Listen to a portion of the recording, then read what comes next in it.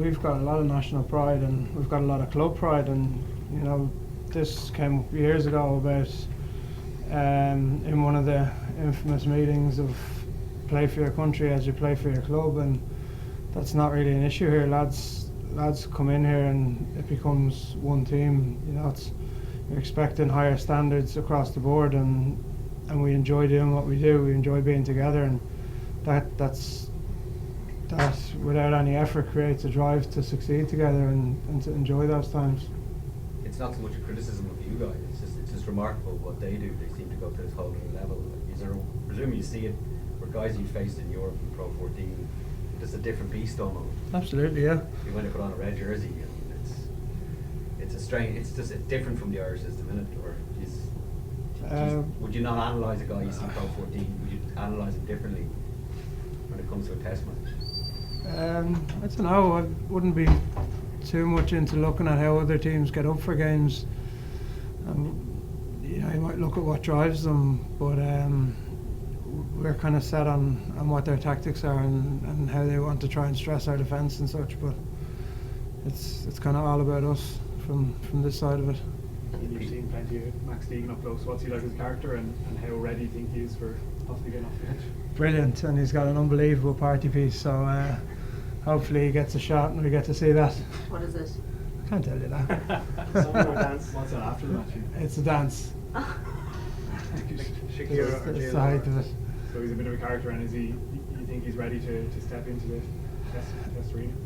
He wouldn't be put in if he wasn't ready. There's a lot of lads in those positions that are pushing each other around, looking for shots, and you know, they've all gotten each other to this place where they're vying for that go. So you know, it's great to see him getting a shot. Unfortunately, with Caelan having to sit out with his knock, but I'm sure he'll be ready to go, and looking forward to that opportunity. It's something he's trained an awful long time for, with it being a dream of his to get to here. So it's great to see that become a reality for lads now. What did you make of the scrum pens against you, and what have you done in that area for the fair pens? I was a bit annoyed at them. There's a lot of tactical to it and a bit of messing, but we had to simulate a messy scrum in training and jig a few things about and put each other under different sort of stresses. Then if both of our packs are scrummaging the way we like to scrummage, that will mean we have a steady scrum and we get the ball off the back. But that's not the perfect world, so we had to change it up a little bit, test each other at angles and messy on binds and stuff. But it was good. We had a few scrums down in training and then took learnings from it and learnings from the weekend, and coming to the end of the session we got some solid platforms and some dominant balls, so we're pretty happy with the fixes. But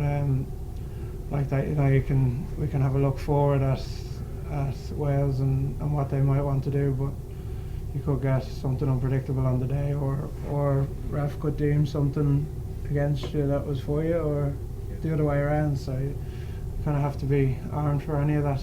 What did you think of the pack performance generally? Didn't seem to get the ball going really well. Was the issue there? Yeah, we kind of knew what Scotland were going to bring there down in front of that line out, hammering in that side. We kind of knew they did us in the World Cup. Fortunately, a couple of them got pinged in the World Cup, but obviously working with different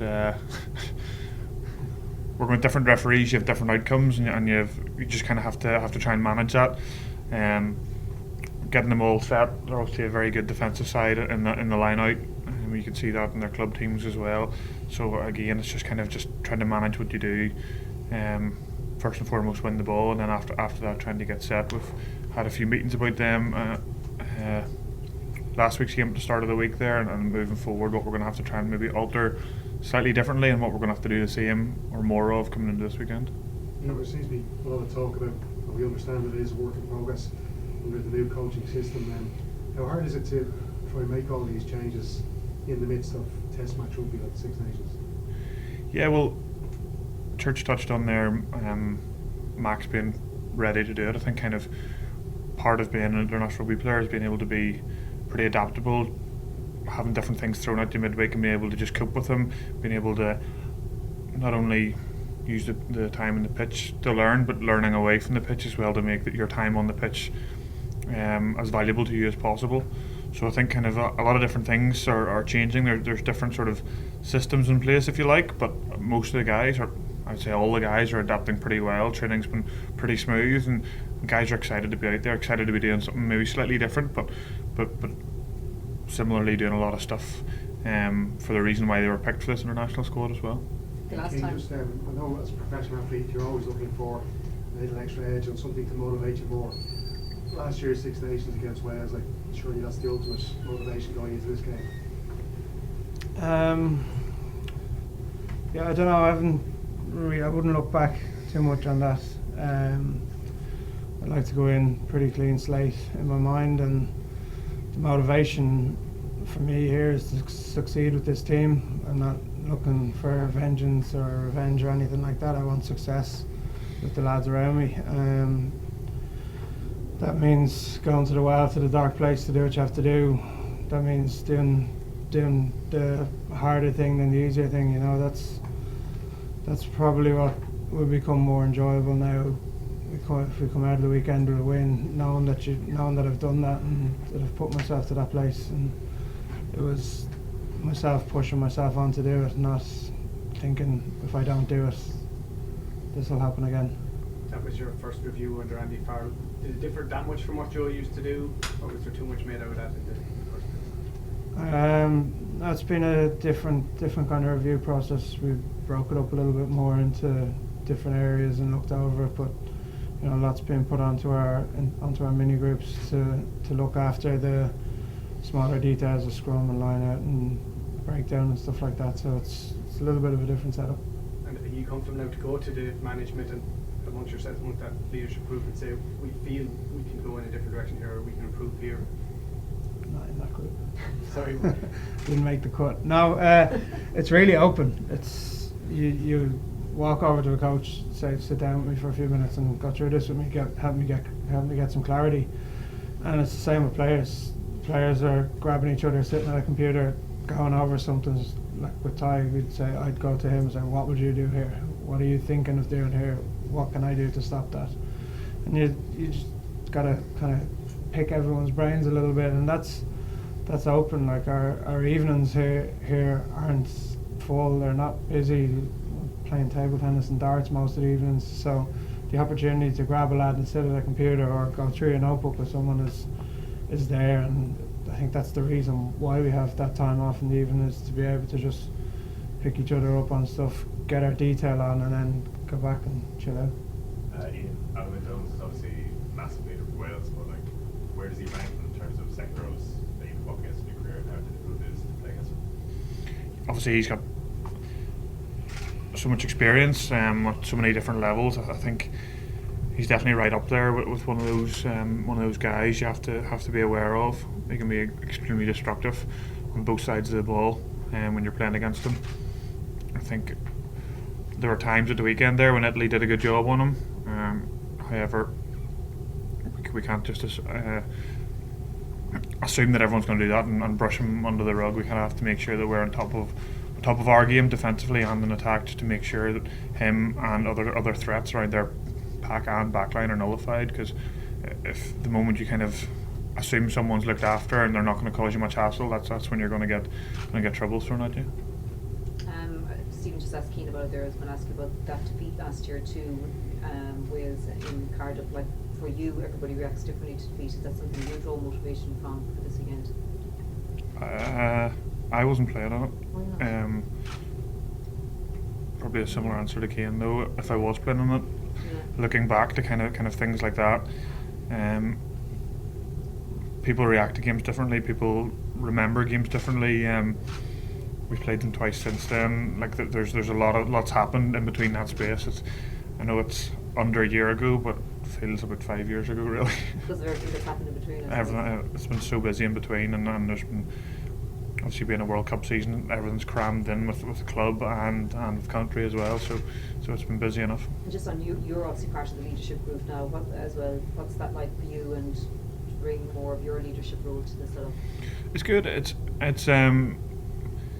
There's a different mentality around the place. There's a different mentality in meetings. As Church touched on it there, there's a different relationship between players and coaches. There's a different relationship between players and players going over stuff together. And everything that's done is done in a real positive manner to ensure that we're getting the best out of each other, to ensure that if I go to Cian and ask him for help, or he comes to me and asks me for help, we're doing it to make each other better and ultimately to get a better result at the weekend, and everyone knows that. And maybe in years gone by, guys might have been a wee bit tentative of who they went and ask questions to, or who they're trying to get clarity to, for fear of people thinking they don't know their detail, they don't know stuff. But now there's a very open learning system, I would say, has been put in place to ensure that guys are free to get information wherever they want. The last one, how much you enjoy making that pass for the try? Is that an area as well that the Irish forwards can show a bit more? Yeah, I think so. I think we've got a lot of good ball players in the squad. Everyone is more than capable. There are harder passes that we leave Tig and all them too, but no, that's a nice little one to be a part of. But you know, it's just about playing the game. We don't want to be the heavies that aren't good enough on the ball to be a part of something that's constructive for the team. So, you know, a lot of these are down for our preparation before the pitch. Everyone's getting their hands on balls. Everyone's doing different skills. It's definitely a drive that everyone is fully comfortable that they can play whatever ball it is. If Johnny drops out, you want anyone to be able to step in and get a ball to 12 or 13. It's got to be pretty fluid with where you're able to go with the simple of catch pass. So when your drop goes soon? Nah, Jesus. Okay, folks, leave it there.